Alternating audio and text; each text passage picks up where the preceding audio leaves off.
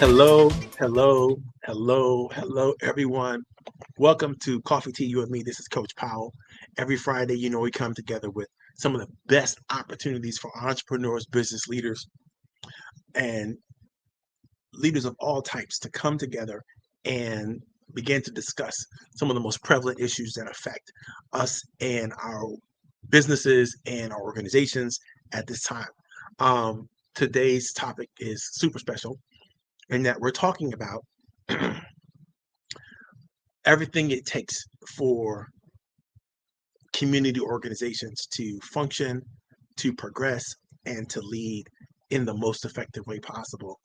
It is critically important that organizations, no matter how large or small, understand how to do good hybrid committee work.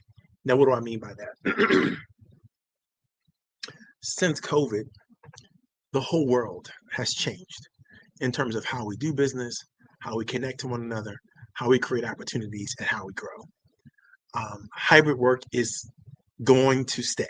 It's not going away.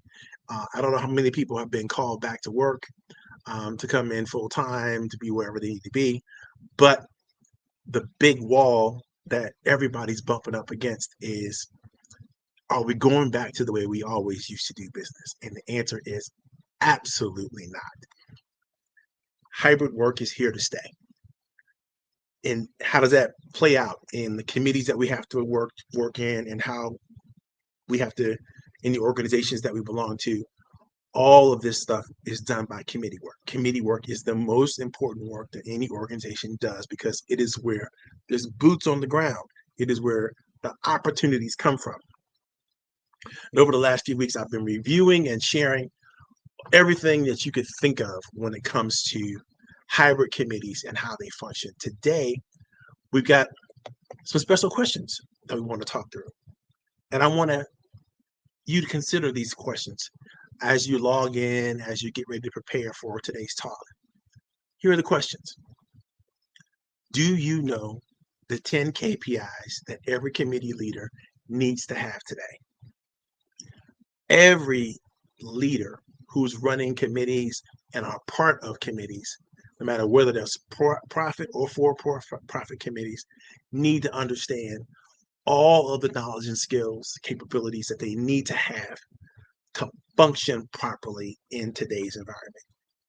If you don't, then you're just not going to get things done that you need to get done. And there's so many more opportunities than you can imagine, but you're going to talk about a lot of them today.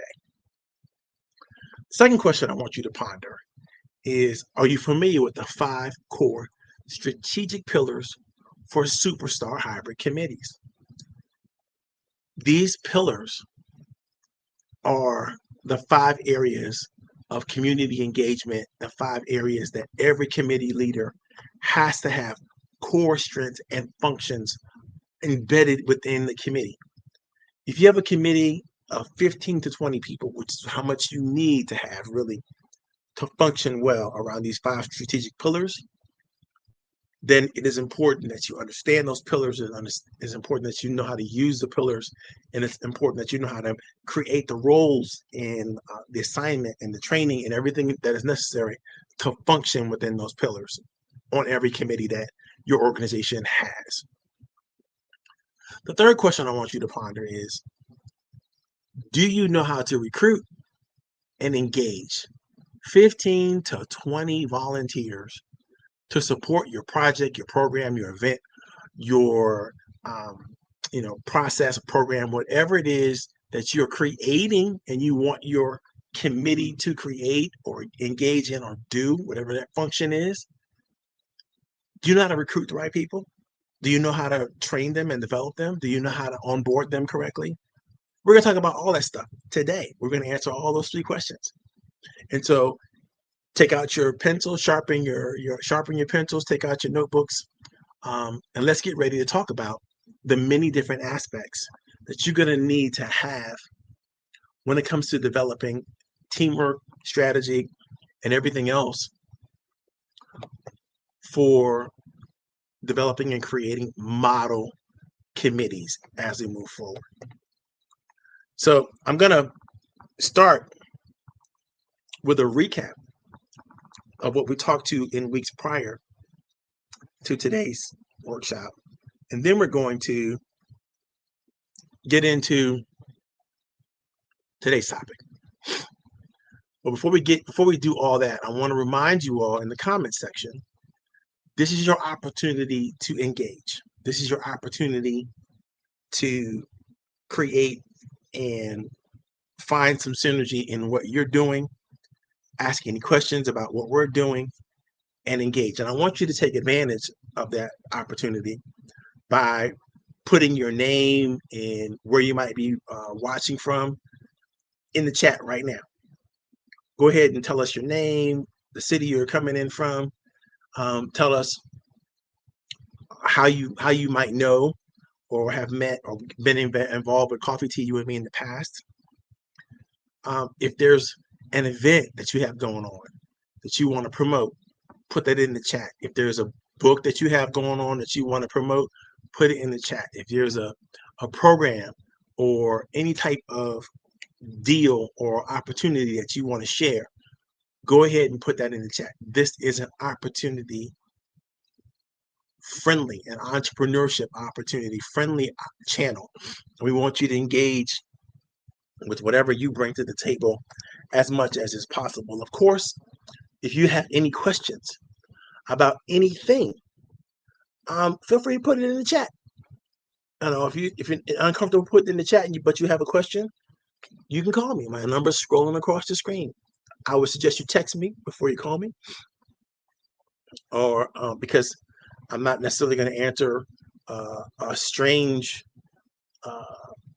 call. But if you, again, if you let me know that you were a part of this conversation with Coffee Tea You and Me, episode 4 of Committee Strong, I'll be more than happy to get back to you quickly and respond to your question, your comments, your thoughts, whatever that is.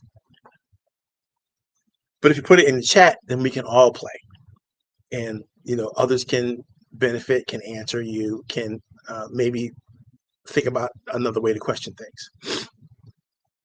So we talked about the core 3 questions we're going to talk about today, and we've answered those already. But let's get into where we're coming from. So when you look at the Committee Strong presentation, we have literally started from square one, right? It's important. Committees are important because they actually function around and do the work that all of our organizations have to do, whether we're volunteer organizations, for-profit organizations, non-profit organizations, it doesn't matter.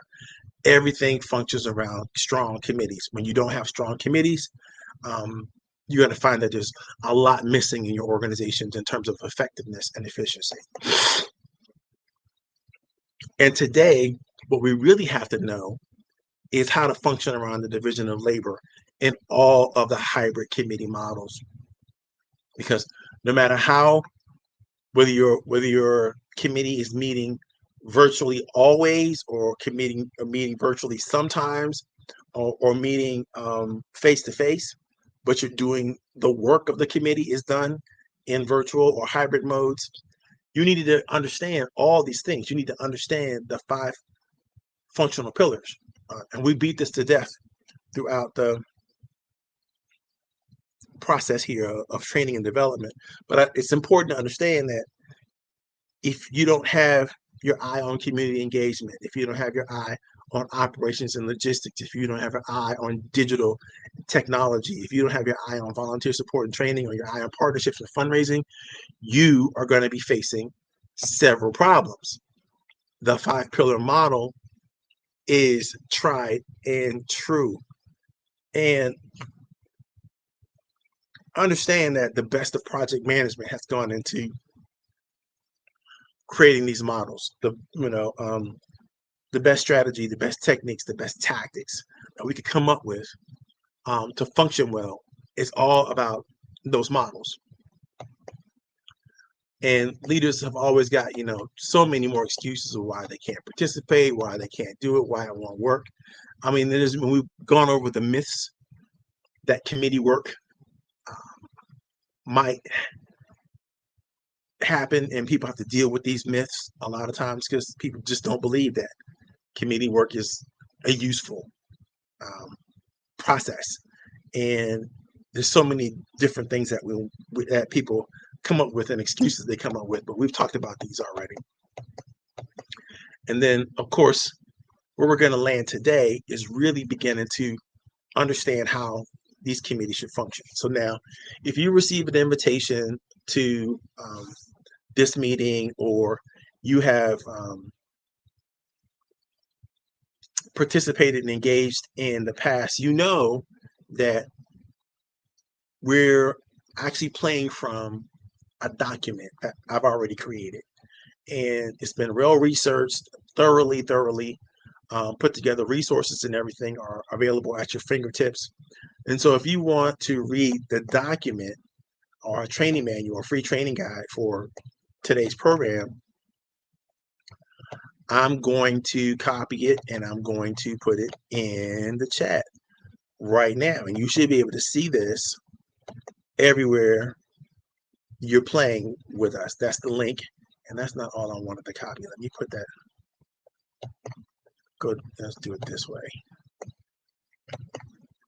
I'm not just going to copy the link and post the link. I'm going to give you a little bit more information there. There you go.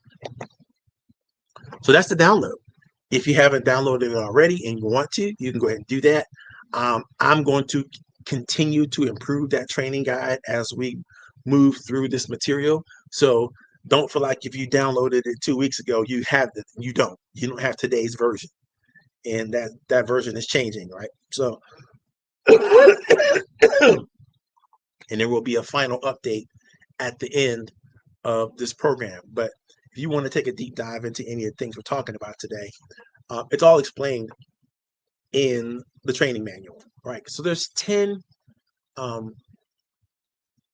common capabilities, skills that committee leaders or any of any type, hybrid committee leaders, of course, need to understand these 10 key concepts. Number one, they have to be able to communicate effectively. And they have to give clear, structured communication is the key. That's what we're looking for. Now, why is that the case? It's important, especially when you're using tools like email, chat boxes, voice messages, opportunities over Zoom, or any of the webinar tools or webinar capabilities, or web-enabled capabilities that you communicate effectively. A part of communicating effectively is not just what you say or how you say it. It's what you're able to convey in terms of emotional content and your ability to really show that you understand not just the material that you're talking about, but the people that you're talking to and their attention span, or how long it may take you to make a point.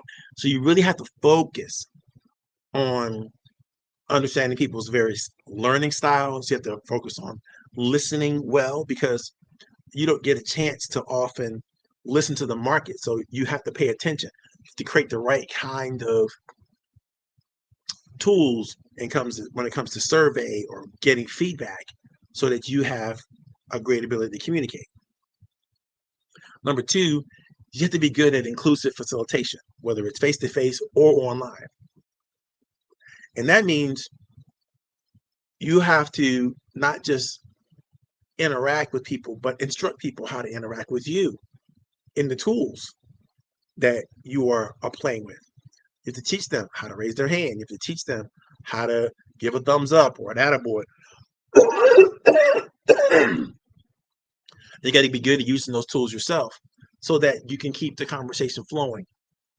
You have to agree on what type of facilitation is going to be most useful in the moment that you're in. One of our champions has arrived on the scene. It's so good, and it always is great to see my girl Leah. Thank you for the encouragement, Leah. You are an amazing gift to our world, and I'm so happy that you're here. Um, we're talking about the 10 keys of a strong hybrid committee leader. And I have a little bit of a cold today, so I have a little bit of a head cold, but I'm going to get through it as best we possibly can. Number 3, any kind of leader has to have in the back of their mind, an understanding of equity and fairness that actually works. You can't decide what equity and fairness is to everybody you're talking to. You really need to pull that from them and make sure that you are communicating the importance of engagement, the importance of making space for everyone to participate and play, the importance of treating everyone well. Now, I put this in here because it's so important. I think leaders sometimes forget that what's equal is not always what's fair. In fact, what's equal is not necessarily fair at all. In fact, if you treat everybody the same, then you're absolutely treating someone unfairly. And it's so much to think through and to consider when you decide you want to raise your hand and say, I want to lead a committee, or I want to lead an effort, or I want to try to become a part of the committee leadership in an organization. And it doesn't matter whether you are volunteer for that position, or you are running and you've been elected into that position, or you've been selected from that to that position. In order for you to do this well, you got to have all 10 of these things, all 10 of these skill sets you need to be able to lean from. When's the last time you did something or led a strategic initiative that was outcome based? Right? You knew what the goal was. You knew what the suspense date were. You understand how to put together smart goals, that, and you're hitting those goals, right? And you know how to be accountable to those goals and report on those goals.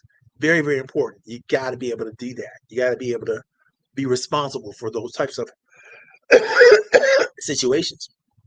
Now, how do you take notes? How do you report?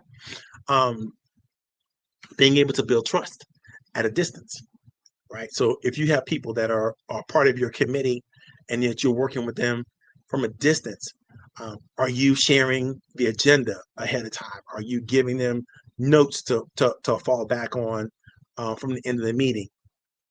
Can they go back and can they watch or engage in the material in case they weren't there, right? Are you taking advantage of recording the sessions, but also publishing the recordings of the sessions?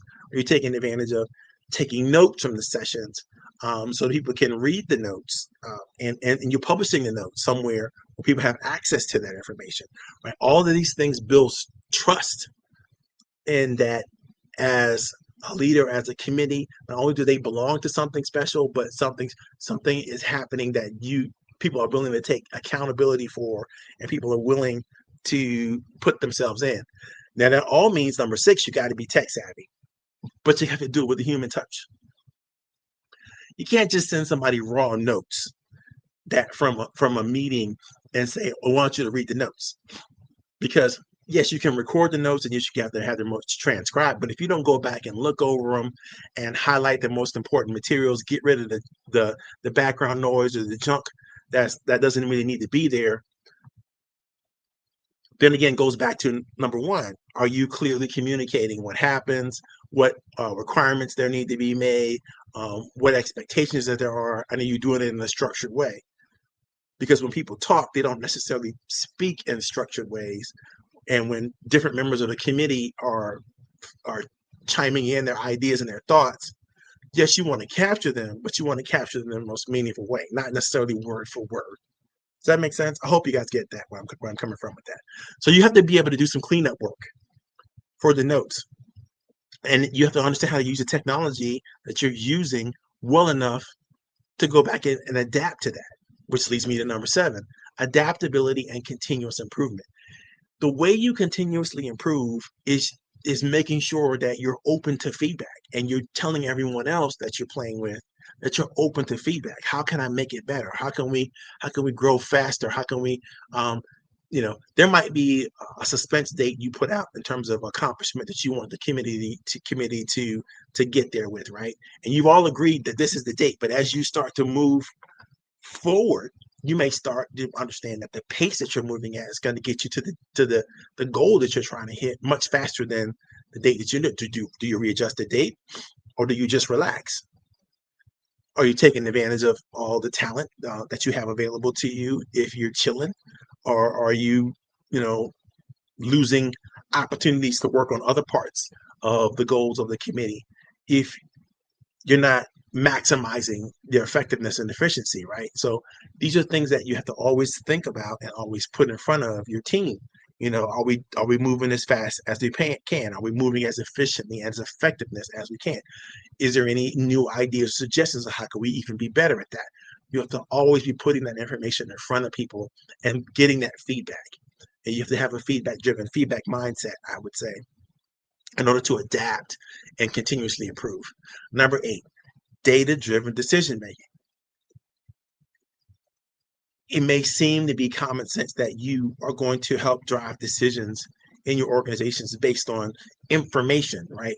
True, positive information, all right, or real information. Um, but in the world we live in today, there's all kinds of data coming at us. Which data is the right data? Which data is true data? Which data is uh, apropos or applicable to the situation? Which data should be, right?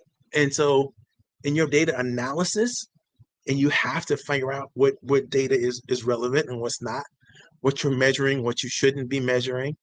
Um, you don't measure everything just for measurement's sake, because I think sometimes you can fall into the noise, and there'll be so much data coming at you that you can't make a decision, right? So you have to really agree ahead of time in your committee, this is the data that we're collecting, and this is how we're managing that data, and this is how we're using that data to drive, whatever intelligence that we're going to have for our committee.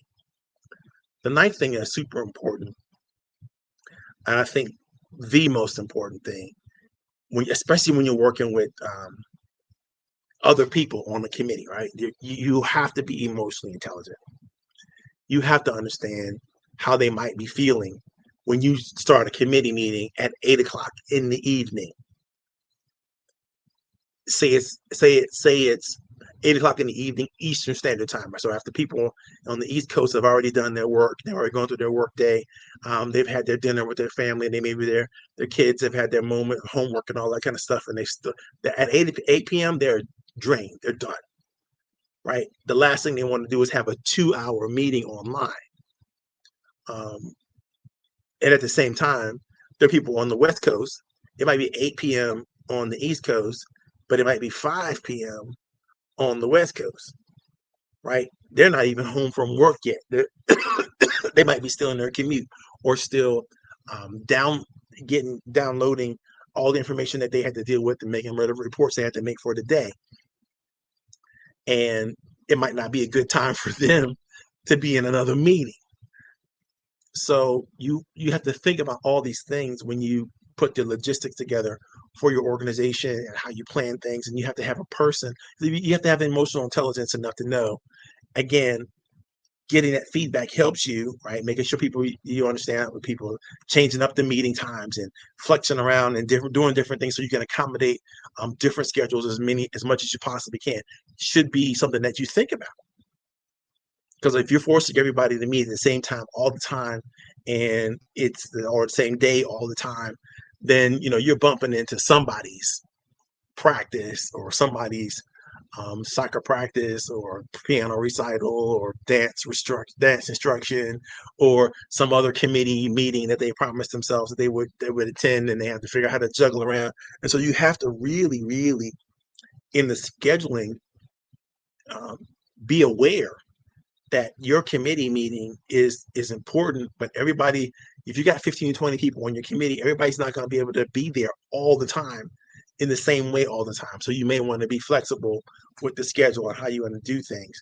Cultural agility, it's a whole different beast when it comes to the type of emotional intelligence we're talking about. Some people culturally do not want to be on camera. They just don't. And they won't. And how you get around or how you enforce or how you accept different people's cultural, they may have accents that make it difficult for other people. And you may have to ask them to explain something in a different way to make sure that they're really making their point and getting their point made when they're adding something to the meeting or whatever. And number 10, stakeholder engagement. This is super, super important. You have to know who you serve. You have to know who you serve, and you have to engage with the people that you ultimately serve, no matter what the committee or task force or organizational group have been put together to accomplish. There are stakeholders that care about it, and those stakeholders are going to you got to figure out how to report out to them. You have to figure out how to engage with them. You have to figure out how to activate whatever support that they may offer. If not, then you're going to be stuck. So that's the first question. Remember that first question. Do you understand the 10 keys to a hybrid committee leader? Those are the 10 keys. Now, if you download the document that I shared with you, you're going to have so much more to chomp on, right? Can't get through it all in today's presentation. But understand all of these skills fit within the hybrid committee model, right? And I'm going to briefly overview each of these 5 core pillars, and then we've hit them in talks previous, but I want you to make sure that you understand them. When we're talking about partnerships and fundraising, we're talking about creating collaborative opportunities outside of maybe your current committee. We're talking about understanding the budget that the committee is dealing with, right? And then how do you expand that budget in future committee work? How do you justify, rationalize it? How do you raise the money that you need to have in order to accomplish the thing that you're trying to accomplish? And how you keep those source of fundings coming, right? Beyond the annual campaign. I'm talking endowment here. I'm talking about how do you make sure your committee is forever. If your committee is a committee that has to be a standing committee and that's ongoing, how do you make sure your committee is always funded so that, you don't have to make that argument? How do you make sure your committee is funded for growth and not just funded for the same amount of money you were getting 5 years from now, 5 years ago, right? You want to make sure your committee is growing, and again, if there's a standing committee and there's a need for it. Sometimes you have a committee that's only put together to accomplish a small impact or a small task. That would be like a task force that will put together just to accomplish something within a period of time, and they need to do it. And maybe an event, pull off an event, a one-time event, or an annual event, actually. And that's more of a standing committee, right? You want to make sure that, because that annual event's going to happen all the time. But if you put together like a one-time event, then the committee is just there to do that one event. But even still, they have to focus on fundraising. They have to focus on partnerships. They have to focus on vendor selection. They have to focus on speakers and all kinds of forces. And then, of course, there's the pillar of the community engagement. Somebody, I would say 2 to 3 people on the committee or task force or whatever you want to call your little small team, right, has to be doing community engagement, have to be outreaching to the communities that you serve, outreaching to your stakeholders, outreaching to your partners and to your funding selection people. All these people have to have engagements of some type, and there should be 2 to 3 people in the committee that are responsible and have chosen the methods, the means of engagement, the most effective ways to engage over the period of time when your committee is going to be functioning, so that there's no question that people do understand and they are engaged in what you're doing. Of course, is operations and logistics. This is where the rubber meets the road. These are the people on the committee that are responsible for planning and execution. These are the people that are responsible for making sure that, all of the T's are crossed and all the I's are dotted. These are the people who are going to generate the reports. These are people who are going to make sure that everything's happening according to plan. These people that you're going to go to when things are not happening according to plan, and they're going to adjust the plan based on the realities that you're experiencing on the committee. The digital and tech piece is something that where people, most organizations are still getting used to. These are the people who are going to decide, what CRM tools we're using, what web-based tools are we using, how are we going to interact with the web pages for our organization. If there's web pages for the organization, how do we make sure that our stuff gets posted and translated to the newsletter that everybody gets to see, so that people are not kind of, oh my God, this committee's meeting, but no one's talking about what it's actually doing, and where it's heading, or what the mission is, and all that kind of stuff. And somebody has to communicate that using the digital tools that you have, and it has to be recorded. It has to be available and clear and transparent. All that stuff. And of course, volunteer support and training. You're going to find that all these core pillars, they lead back to the skill sets that we talked about, the strategies, the tactics we talked about earlier. But the reality is people have a certain level of talent and expertise in each one of their skills. And they get to, while working on this committee, work on producing and creating more talent and development in those skills. So if you are participating in a major fundraiser, so to speak, or maybe an endowment campaign, which is an example of one, by the way, in down the training guide that I put together for you guys. If you're participating in a major endowment campaign that's going to last for 5 years, but you need to become better as a committee leader at operations and logistics, get on that committee, because that's going to give you the professional development and the growth that you need. You might be able to put that on your resume, and you might be able to put that on your profile as a new skill that you're developing. Now, it doesn't seem that, I will tell you, because most of these committees are headed by and are put together by volunteers. It doesn't mean that you don't get to do a professional job, right? And so if you're going to learn how to do training and support, if you're going to learn how to do digital technology, if you're going to learn how to be better at operations logistics, or any of the pillars, being on these committees is a great thing for you to do within your community foundations, or any of your associations, or nonprofit organizations, or whatever groups that you belong to or want to engage with. Finding that space to improve your professional skill set is a super useful way of developing not just the skill, but the expertise in those types of things. Each one of these pillars can be one and a different level of expertise easily. Now, of course, nothing happens if you can't find the right people to participate in your committee, right? So you're going to have to recruit the right people.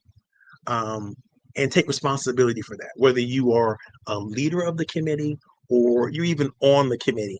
You want to recruit people to join the committee, join the team, be a part of the success of whatever that is.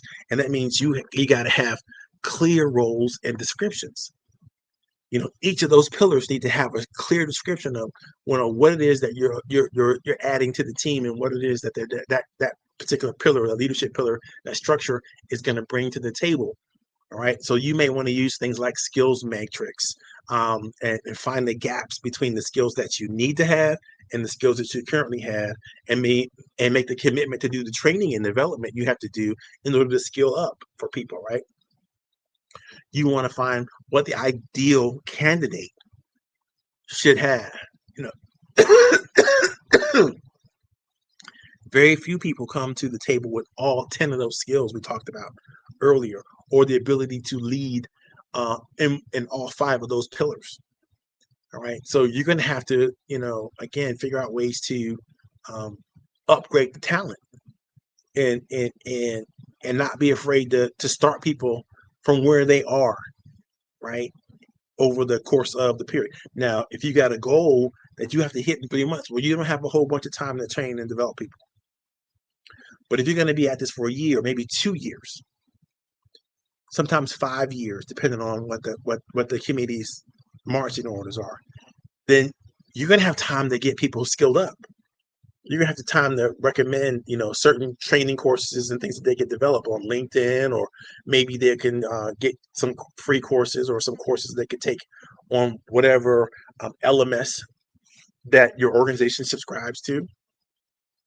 But figure out what that is so you can skill up your people, right? Super, super important, because you want them to be able to not just develop their expertise, but you want them to speak to the expertise they got from participating and developing themselves on this committee, so that when they show up with pictures and social media and all that kind of stuff, like, oh my God, I just joined the task force for blah, blah, blah, blah, blah. I got a chance to do this, and I'm going to be learning this, and I'm going to be sharing this, I'm going to be doing that. The more clear you are about those roles and what they're going to be able to, how they're going to be able to function and the importance of the organization, then they're going to be easy. It's going to be easier for them to develop a sense of belonging. We talked about that earlier. We're going to talk probably some more about that next week when we get into the neuroscience of community development, right?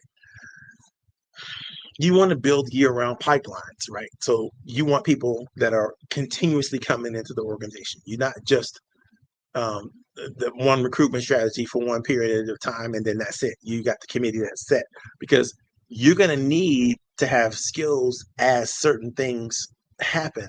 As you get closer and closer to certain opportunities, you're going to have different skills available. And if you don't already have them, then you need to recruit them. So there might be an ongoing recruitment process. And you might need to get good at that skill, right?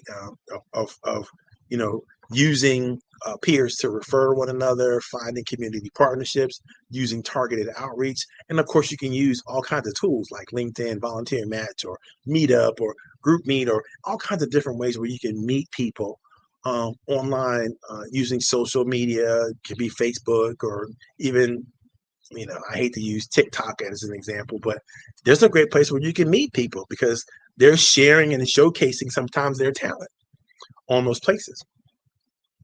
Right? Prioritizing diversity. I can't say this enough. Your committee needs to reflect the people that you serve. If you're an all male group and you serve females, then you need to recruit some females on the committee. Yeah, just think about that. If you're an all girl group and you support males, then you need to put some males on that committee.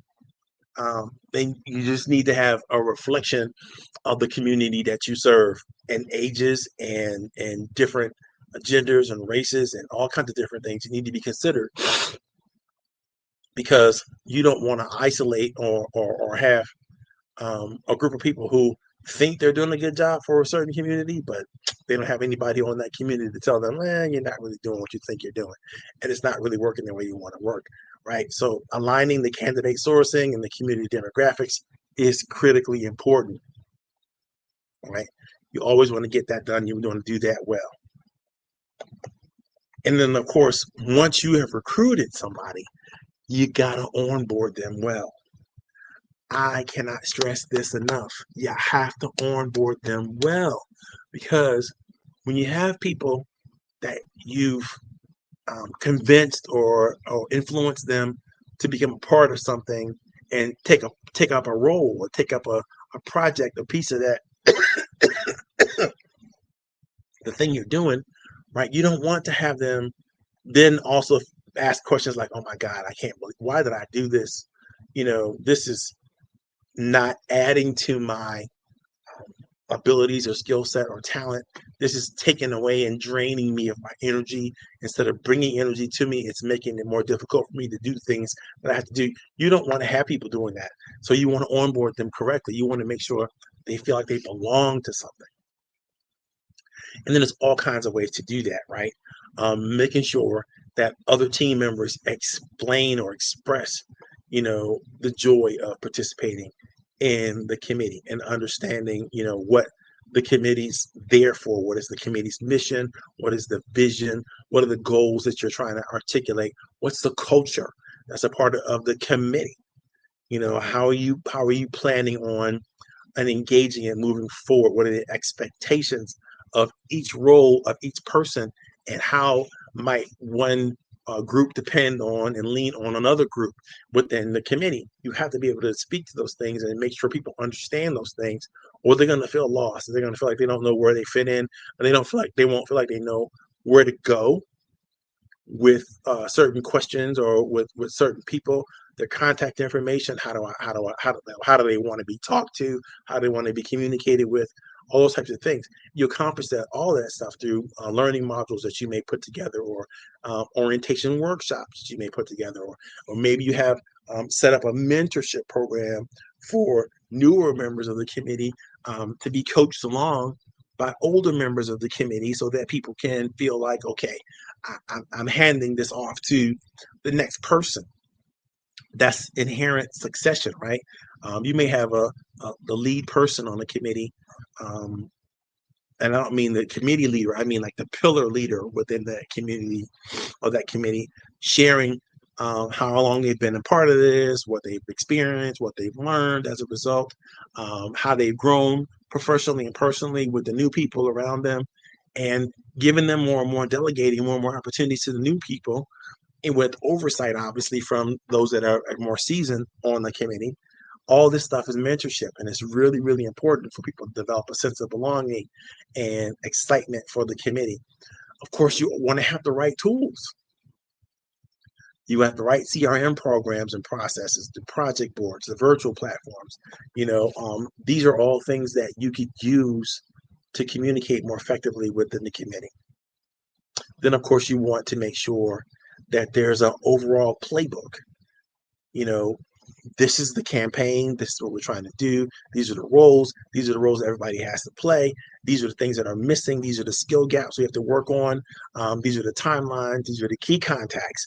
You have to have you want to have all that documented and ready at everybody's fingertips whenever they need it, and they need to have access to it, right? So maybe it's a Google Drive that you keep everything on, or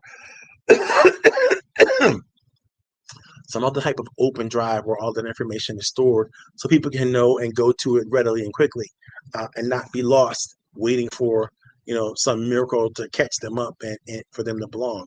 This is all we're going to talk about today, and I want to make sure we're clear about what we did today. We talked about the KPIs, the things that you need to have as a committee leader, and you need to make sure that there's talent and skill set all along that outcome driven. By the way, in the workbook that I shared with you guys, there's actually an assessment tool where you can go in and assess, do you have the skills that you need to have in order to be a hybrid committee leader? And it's a yes or no question, right? That's a yes or no questionnaire, but it helps you identify. I would say all of you all should take that assessment, because it'll help you to really, really flesh out where there's skill gaps that you might want to figure out how to function and how to close. Of course, the 5-pillar hybrid model, again, this is the model that works. There's no question. If you can operate well in all 5 of these categories, your committee can operate well. You have a pillar lead for every single one of those. That means that's at least 5 people on the committee, right? Outside of the committee leader, I would suggest that you don't have a committee if you don't have 10 to 20 people functioning in all of these areas. You got a broken committee, and you got to figure out how to recruit enough people so that you can fill out all these roles. Of course, you have to have the great recruitment strategies, and we have to have great onboarding. These are the things we talked about today. Next week, we're going to get into a couple stories of how a couple of nonprofit and for-profit organizations have functioned around these 5 pillars that we talked about. We're going to get into the neurological aspects of belonging to and participating on committees when they work well, and how important it is to make sure that if you're a leader of one of these groups, that you're making them work well, right? Super, super, super important.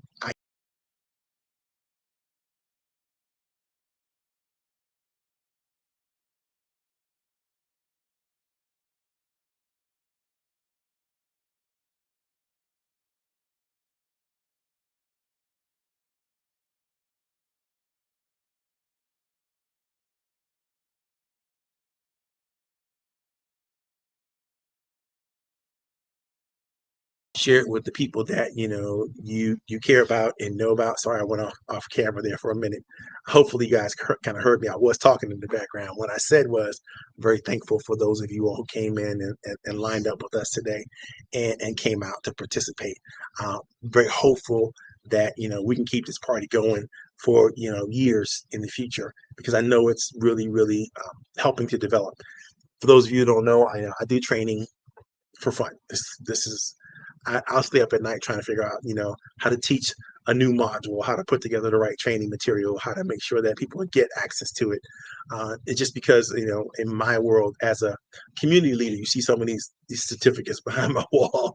There's been years of boards that I've sat on and led, and all those types of things. It's been very, very important to me to leave a meaningful impact on the communities that I got involved in. If you know some nonprofits or community organizations that could use some training and some development on some of these issues, I'd be more than happy to volunteer. A lot of the content that I have, I put out there for free. So, you never know what they need or wherever they need help, but, it doesn't make sense to just limp along when you can thrive. And that's what we're all about here at Coach Power Training Development, is trying to help people thrive as much as we possibly can. So if you know somebody who needs the help, my information is scrolling across the screen. You know how to get in contact with me. I'd love to have your support. Oh, in fact, I didn't tell you, I got a huge discount going on right now because it's Labor Day. And it's Labor Day weekend, a week we celebrate. I have a couple more opportunities for people to get some. I mean, literally a third off of the prices that I charge for my services. And so, if you know somebody who really needs some good coaching, some good training, let them know about me. Have them give me a call. We'll talk about it. We'll give them a great deal. But I got like 5 more slots available. I don't have any more after that. So this is the time to take advantage of the best prices you're ever going to get throughout the year. Love you guys. Thank you all so much for everything. This is Coach Powell. I'm signing off. Had a great time. Ciao. Thrive in 2025. That's right, Leah. Thank you so much for that. You all have a great one.